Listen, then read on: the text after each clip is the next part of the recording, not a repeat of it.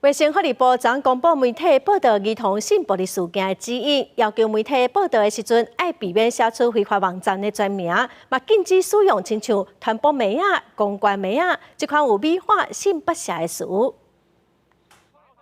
最近性影响论坛的新闻，伫咧性暴力含儿少性剥削议题上引起真侪讨论。为着要加强保护儿少含性暴力被害者，卫福部杂志公布媒体报道儿少甲性暴力事件指引，其中增加5大事项，亲像在报新闻的时禁止使用传播名、公关名这款有美化性剥削的词。公关妹啦、传播妹，然后甚至什么甜心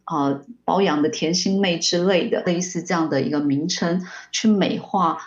这样的一个职业，但是它就很容易让儿少误解，他可能看不到里面被剥削或者是辛苦的地方，对，而进入这样的产业。另外，亲像在报非法网站的新闻，比论创意书房的名，卫福部嘛建议媒体用代号，也是甲几个字砍掉来称呼。为着要兼顾报道的社会公共性，这份指引嘛要求目的事业主管机关在事件发生以后，一定开审机会，让媒体了解这寡含涉性剥削的事件会当报告什么程度。我们就是希望去揭害加害人或者是机构疏于管理的一个面向，但是这一块应该还是要来订定相关的一个原则，否则媒体还是难以报道。因为只要牵扯到所谓的足资辨识的部分，媒体都会相当戒慎恐惧。监管基金会表示，目前指引针对审计会要安怎开会议，要讨论什么内容等等，一寡细节拢也无真清楚。基金会指出，对媒体来讲，有关加害者和机构的部分，若是会当保卫真有限，大众了解资讯的权利嘛受损。